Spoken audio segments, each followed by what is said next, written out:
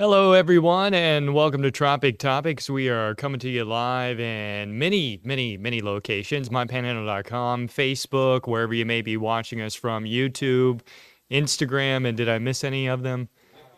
I don't know if I missed any of them or not, but certainly there are plenty of places to watch us on as we start this edition of Tropic Topics. It is the fourth of the year. It kind of speaks to how inactive it has been, at least for our area. Of course, the Atlantic has been active. We just haven't had a whole lot threaten our area. This is really the first run of that, and unfortunately, things that get close to here just never tend to give us an easy pass. It's always at least a threat. So that's where we are right now, is that this is a threat. It's still in the watch wait mode, but we're slowly working our way into, and maybe even quickly as we go into this evening, working our way into we need to start prepping kind of mode. So you should be in basic prep today, and as well going into our Saturday, you may be in full-on prep, just depending on how things trend between now and then. But I definitely would start to think about all the little things that you need to get out of the way before you might need to put into your storm activation mode and get the house ready and all of that kind of stuff. So we're not quite there yet, but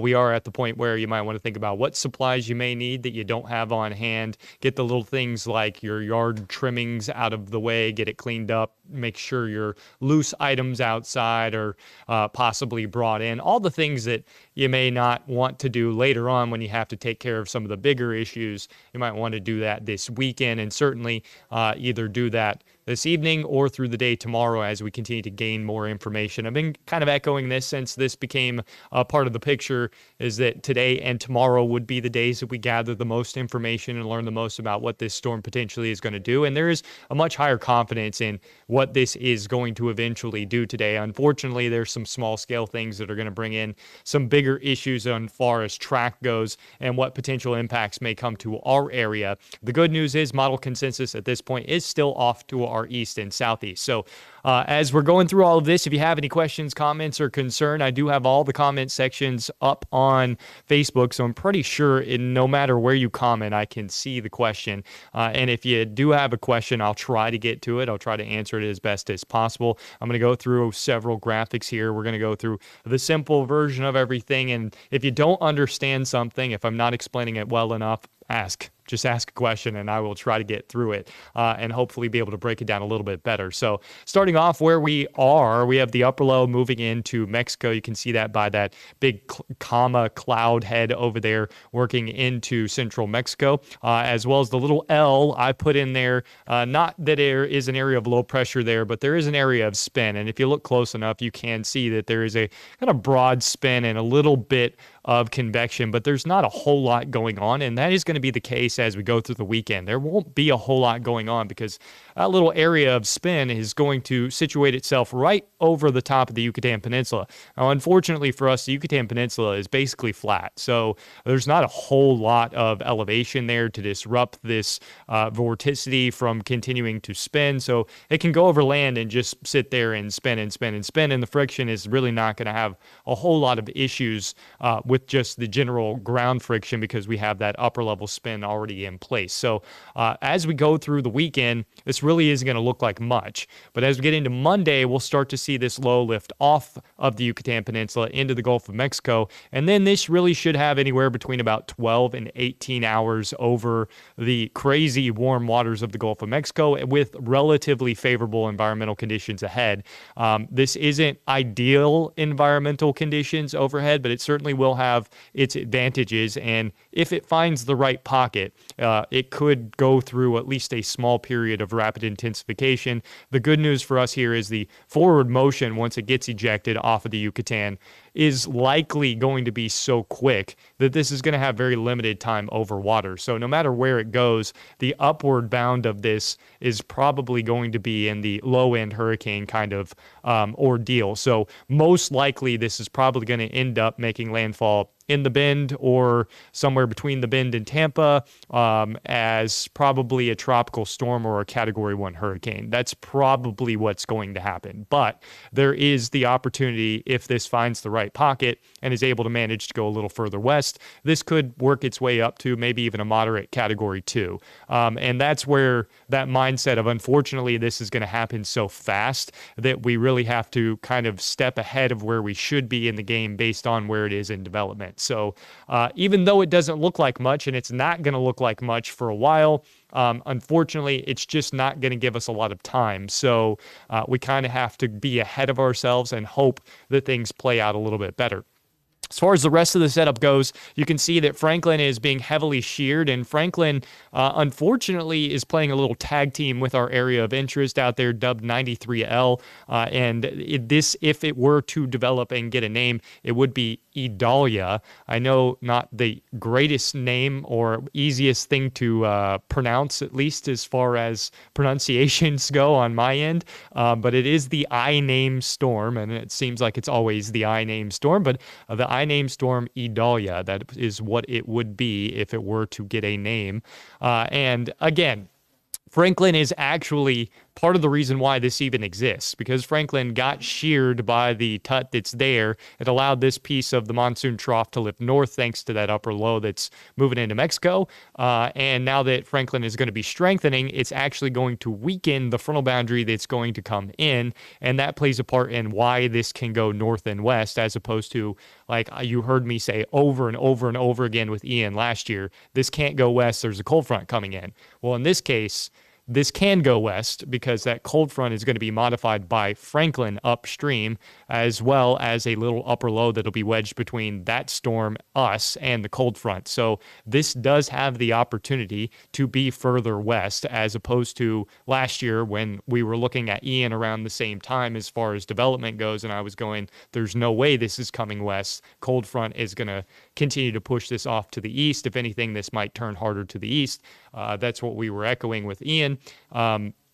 Unfortunately, that turned out to be true, but this setup, similar but different. So unfortunately, the similarities of this is that it is a cold front related storm that is going to have the advantages of partially, at least the outflow of a incoming cold front, as well as the outflow from downstream Franklin and a modified frontal boundary that is being bulged a little bit by said upper low and, yes, Franklin downstream. So, or upstream, I should say downstream. So downstream. So get my technicalities incorrect there in my brain. But anyways, you get the idea. So these two kind of tag teaming things going together, which is why, my mindset kind of flipped with the 12Z GFS run, just mainly because it really is a realistic probability. It's not one of those cases where you're like, the GFS is just crazy. It could be crazy that's not the setup we see, but it did make sense as far as how possible it was. So that is at least a mild concern. As we look at Franklin, it's been heavily sheared over the last several days and continues to be heavily sheared, but it should start to lose the grip of that shear over the next 24 to 48 hours. It'll kind of make a hard little circle around there. Remember, low pressure systems don't really make hard right-hand turns or anything like that. They do little loops, and that's exactly what Franklin's doing right now, is a little loop as all of the convection is off to the east and southeast. It's actually chasing the convection, but that shear will let up, and we'll see Franklin pretty much strengthen all the way up to a low end to moderate Category 2 as it rounds across Bermuda and then runs up the coast and joins forces with the cold front that's coming in, and hopefully that cold front comes in a little bit sooner for us. And even with the modification of that frontal boundary, this puts a limiting factor on just how far west this system could go. So as we look at our future cast here, I hate showing deterministic runs because this is just a one-off possibility solution, but this solution does make plausible sense to me, and I think that it's probably one of the more likely solutions. If you're wondering what run we're looking at here, this is the 6Z GFS from this morning. I think it's probably pretty realistic. The 12Z Euro is probably pretty realistic as well. I think the 12Z GFS is showing you high-end probability of the worst-case scenario if everything goes perfect. And not usually in the atmosphere does everything go perfect. It can happen. We've seen it happen a couple of times, but it doesn't happen all that often. So just playing the numbers game here, I would say that the 6Z GFS actually a little more realistic than the 12Z GFS, and 14-year-old Ross probably would have shot 32-year-old Ross right there for saying that. But hey, you never know how things go. Yeah, so you can see that this develops a relatively modest and organized boundary and front, and then brings it in, pulls that storm system off the Yucatan Peninsula, and as it's doing so, you get this kind of broader east side lopsided low to develop that could work its way all the way up to, say, a Category 1 storm. But with this being east side loaded, and the Euro is pretty similar to this as well, it's a little more symmetrical as far as how the moisture wraps around and things like that. But we are going to have some drier air on the east side that does affect this system. So part of the reason why I think that this is a relatively realistic solution. And it highlights that, yeah, we could have some gusty conditions and some issues around Franklin County. I think a general comparison storm here, at least in my mind of where we are right now, is probably a Hermine type solution with maybe a little bit faster moving, well, actually a lot faster moving as far as forward motion goes, and probably a little more concentric, maybe a little more organized as well. Hermine didn't really get going until it got right to the coastline. This probably organizes a little bit faster because once it gets organized, it's going to take advantage of that outflow in the atmosphere. So it should spin up really quickly, but it's not going to have a ton of time over the water. And just based on math, if you're just doing the probabilistic math, if this comes off as a tropical depression, the Yucatan Peninsula, on Monday, it's sheared until midday Tuesday, then you're probably only talking about 10 to 12 hours over water. Rapid deepening, you might be able to get the low down to, 975, 977. So that shows you basically what the GFS did for the midday run today is probably the high-end probability there. Should it spend more time over water, or this organizes a little bit sooner, then yeah, you obviously are looking at much higher potential outcomes here. But right now, that appears in my brain to be the upward bound of the system is probably a middle of the road Category 2. That's probably the upward bound. But again, we're talking the highest potential this storm could reach. Most likely, this is probably going to be a high-end tropical storm, Category 1 type of storm, as it does move into shore on Wednesday. As you can see right there, that is Wednesday morning. So this moves off of the coast. So we're going to go backwards here and show you again. This moves, I got to go through Franklin. I'm going to drop real fast. There we go. So it situates, this is Friday right now, and you can see where the area of low pressure is. It hangs out on the Yucatan Peninsula as we go Friday, Saturday, and Sunday. It doesn't start to move off of the Yucatan Peninsula until we get into Monday, and it's probably going to be Monday afternoon. Then it spends just Tuesday over the water before making landfall early Wednesday morning, and it appears that this timeline is pretty consistent no matter where it goes. So even if it goes down to the Keys, it might be a little bit quicker. And if it goes a little further off to the west, say toward our area, or further west into the toward the Mobile area, it might be 5-6 hours later. But that's really all there is to this because of the fast motions that it's going to have as that cold front starts to pull it north, the upper low ejects, and that trough starts to deepen. This is really going to start to move this thing pretty quickly, and it'll get it to the Atlantic, and then it's going to run into the Atlantic Ridge and kind of slow down just a little bit. But this shouldn't be one of those storms. It's not a Sally type of storm. It's not a Harvey type of storm. This is going to be a much faster motion type of storm, but there will be plenty of moisture, and there could be potential impacts even to our area, which is why I say at this point in time, basic prep should start. Get the things out of the way that don't require more action. So, if you want to start getting your basic supplies together that you don't have ready, then I would certainly be doing that. If you want to check on your insurance plans, I would be doing that. If you want to make sure that you have all of pictures of all of your contents and all of those kinds of things, I would be doing that. Just make sure you get all of the little mental preparation things out of the way. So if we say, later tonight that things continue to trend toward the stronger solution and a potential impact to our area, then you're going to need to take Saturday and Sunday to prep ready, because this comes off the coast Monday. It only spends Tuesday over the water, and then it's making landfall Wednesday morning. So you're not going to get a ton of time from once we're absolutely certain and there's a storm out there. This is one of those things where we're going to have to be ahead of the game, and part of the reason why I'm talking about this. I see the question, I think Mary asked. That's a good question. So Mary asked, how long was Michael over the water? So remember, Michael started south of Cuba and was actually a leftover piece of vorticity from Kirk, which was in the Pacific. So bearing similarities to this situation, but there was actually a tropical system already established with Michael, and that piece of vorticity was already rapidly spinning by the time it got into the Caribbean. So you had a Category 1 cross over or get very near the western tip of Cuba, sit there for about a day or so, and then it was already a Category 1 near Cuba, and then it got all day Tuesday, Tuesday night, and Wednesday morning to work on through. So you had Monday, Tuesday, and Wednesday for Michael to strengthen, and it was going through rapid intensification basically from Monday morning until landfall Wednesday. So, Michael was fast, but storms can actually go faster than that as far as rapid intensification goes. Michael had a decent amount of time over water, but it was quick. It did rapidly intensify for a very long period of time, which is not normal. That doesn't usually happen. You don't usually have storms that just continue rapidly intensifying. They usually take a break as they go through eye wall replacement or they run into worse conditions, but Michael is kind of a special circumstance. So no, at this point, I don't see a Michael-type solution where we have RI from the moment it leaves the tip of the peninsula of the Yucatan all the way to our case. Is it impossible? No. We've already experienced it, so it's not impossible. We know it can happen.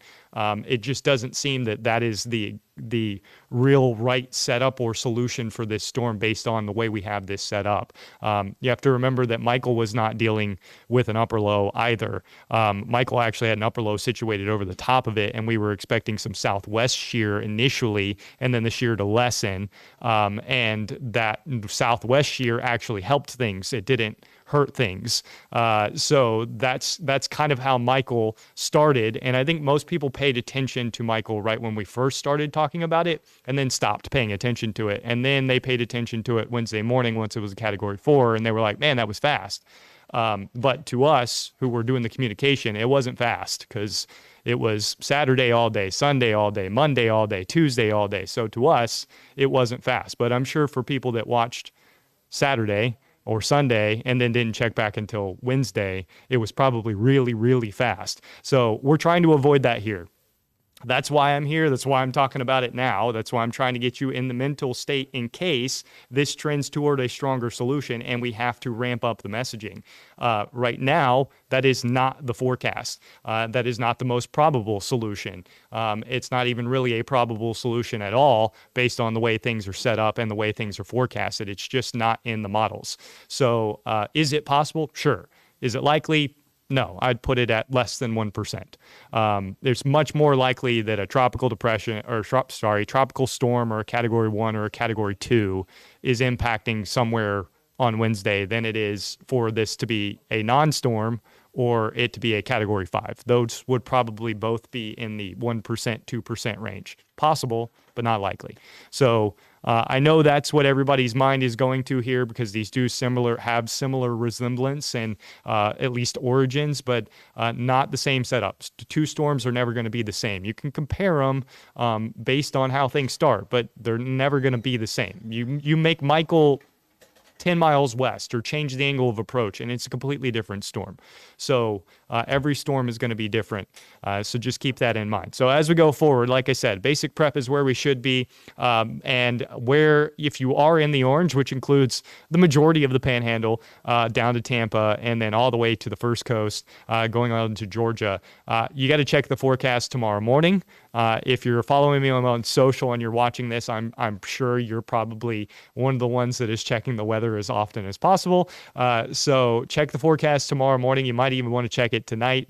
I will be up until all hours of the morning, probably watching the Euro and everything else. And I'll probably do some kind of analysis late tonight, early tomorrow morning before I go to bed. So you'll probably get a late night update on all of this from me tonight, but I certainly would check tomorrow morning, and then I would check tomorrow evening. And if the message is ramping up, like, hey, the stronger solution is more likely, this is headed in our direction, then you're going to know as we go throughout the day on Saturday. If we're saying same message, it's not the most likely solution, but it's possible, then you just kind of hold steady. Just wait. Keep watching, keep doing what you're doing, prep to your comfort. However comfortable you need to be, however much preparations you have to have, continue to do that if the messaging doesn't change from this point. If it ramps up, certainly you want to follow that as well. And it can go the other way too. There's plenty of options here on the table. It's not just the 12Z GFS. There are a bunch of other models out there. And the good news is they are not like the 12Z GFS. So you can see the current runs at the moment, and you can check out all of the tracks of our tropical activity, even including the spaghetti models, which we're getting ready to show you. They haven't really run yet, but I'll explain that in a minute. This is just our global model ensemble guidance. So you'll see lines that I show all the time on social media. Those are not actually spaghetti models. What I'm showing you next is the spaghetti models. Those are ensemble products, and all that means is it's a percentage. So every line is representing a percentage, and what I've done is I've taken all of those lines off of the map here and drawn areas of where the average is based on where the models run. So the orange area is where most of the models have run since yesterday morning. That's where most of the models take this storm. The yellow area is the second most likely area for the models to take this storm. And then the green area is all of the potential possibilities. And yeah, you can see that with all of the potential possibilities on there, even Texas should be paying attention to this. Is it likely that it's going to go toward Texas? No. Is it likely it's going to go toward the Keys? No. Is it likely that it's going to head somewhere between Tampa and the Bend? Probably, because that's where the highest chances are. So that's how this works, is we're looking at guidance and we're doing a probabilistic game, and we're saying the averages is the most likely outcome. Are there different outcomes that are out there that are probable, that are possible? Sure. The 12Z GFS was a perfect example of that. You can see that the little g there in between Phillips Inlet and the bays and West Bay, that is where the 12Z GFS ran today. The big G is where the ensemble guidance off of the 12Z GFS was. The big E is where the Euro guidance is currently, and the little e is where the 12Z Euro run went. So you can see that the Euro and its operational model are pretty much on board. The GFS and its operational model are not really shaking hands. They're pretty far apart. So right now, the 12Z GFS is the outlier, which is why I'm telling you it's possible, but it's not probable. Not right now anyways. If it trends that way, then it will become more likely and the messaging will change. But at the moment, the E and the little e are far more likely than the little g is at this point in time. So that's why you don't freak out when you see a deterministic run, or you see one single run, or you see a hurricane over your location, or you see a hurricane over some other location, or you see some big thing. Because weather forecasting, we're not God. We don't control it. All we're doing is we're playing a numbers game. That's all that anyone's doing. And the better meteorologists understand that the probability is the most likely outcome, and they try to message to that probability. So that's what we do. We're not trying to get the weather right. I think everybody thinks that we're supposed to absolutely tell them exactly what's going to happen every minute of every day. We're not trying to do that. We're trying to tell you what's most likely going to be going on around you. So that means that your weather specifically is probably not going to be identical to the forecast. It's going to be close, but it's probably not going to be identical. And the same thing goes true as we go through our tropical forecasting as well.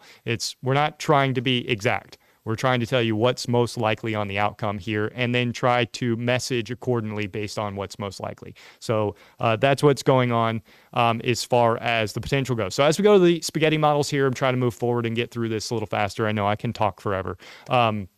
this is all that we have. And right now, because we haven't had a run yet, all we can actually see is the projected cone, should a cone have been released with the products of the 12Z.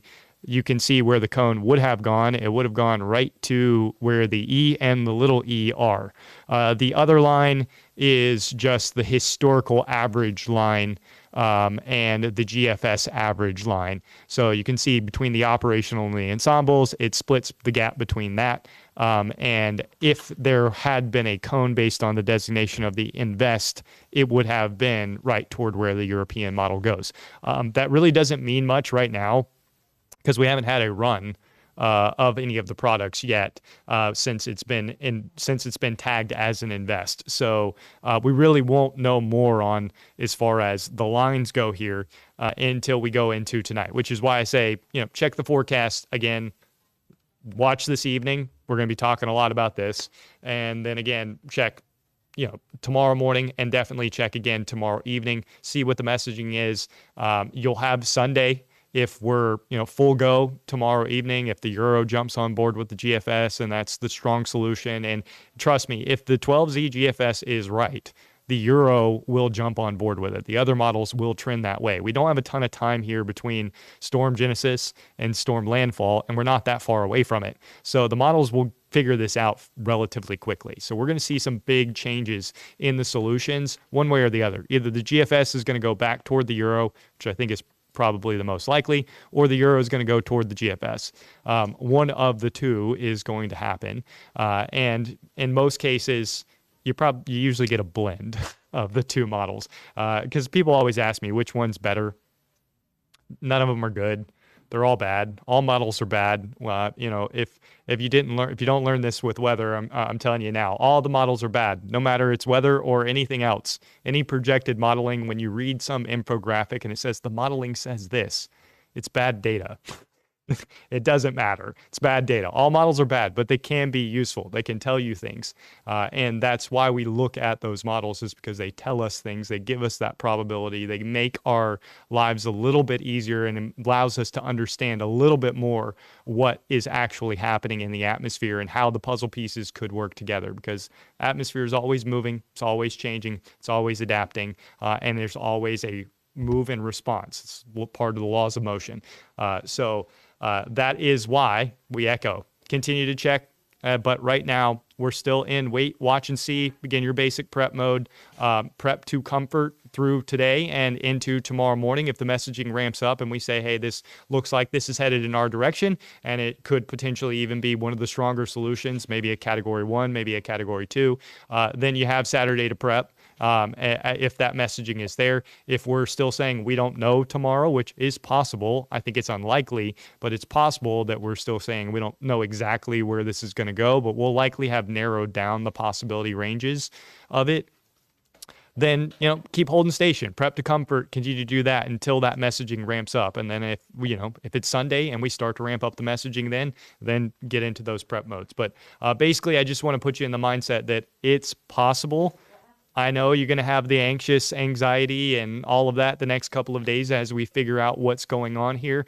You're not alone. If you hate this, guess how much I hate this, because I'm the one that's got to communicate all of this. So certainly the anxiety and the burden load is much higher over on this side than it is on that side. And I promise you that you will get the information as soon as I know it and as exactly as I see it. I don't sugarcoat anything, and I certainly don't hype anything. I'm not going to tell you, this is going to be the worst storm of the century, unless it's going to be the worst storm of the century. And I'm not going to say that this is going to be nothing unless it's going to be nothing. Like, there's just no point to that. I don't get it. The attention seeking just doesn't make any sense to me. So I'm not going to hype it. I'm not going to tell you anything differently. I'm going to tell you the way I see it. Right now, the probability is that this ends up between the Bend and Tampa, or into the Bend, and it's probably a high-end tropical storm or a Category 1. That's where we sit right now. That is the most likely outcome here from this solution, but it can change, and that's why we wanted to have this talk and put you in that mindset of, yeah, you should be doing the basic prep to comfort, do all of those kinds of things, because certainly that stronger solution is definitely a probabilistic one. It is one that could verify. It's not, to me, it's not like Ian last year where the shift off to the west was crazy. This actually makes sense. So I think it is plausible. I don't think it's likely, but I think it is plausible. So that means you got to pay attention. You got to pay attention tonight, got to pay attention tomorrow, you got to pay attention tomorrow evening. So that's all that really means. But that's where we're going to end it. Make sure that you can stay up with the latest on the Storm Track 13, mypanhandle.com, as well as the 5, 6, and 10. Myself, Amy, and Sam will be giving you all that we got. I promise. We do it every single day. Sam might be doing a little more today. You can see him. He's right back there. Yeah, there he goes. He's waving. He's, of course, him and Kaylee are going to be doing their first fever tonight. So you make sure you tune in for that, because football is back. That's also good news, because that means fall is not too far away, and this unbearable heat, it will be gone soon, sooner than later, because at some point in time, we'll have to have a change in air masses. But until we know more, again, try to breathe easy, try to go through your storm prep processes and that kind of thing. Just stay up with the latest. Unfortunately, the models only run every 4 hours. So we won't know more until we get into really past the 6 o'clock hour, and that'll be the next run of the GFS. And then as we go into the 8 o'clock hour, I'll have the 18Z of the Euro, and then the 10:30 hours when the 0Z GFS starts to run, and then I won't have the Euro solution until after 1 o'clock in the morning. So I'll still be up. I'll still be doing all of this and dissecting and putting it on social media. So if you're interested, you can check it out there, and any way else you find us. But that's where we're going to drop it. Do we want to mention sponsors? We got Peden and other things. No? Okay. All right, we're good? Yeah? No? Yes? Okay. Well, thanks everyone for watching. We'll continue to give you as much information and update you as often as possible.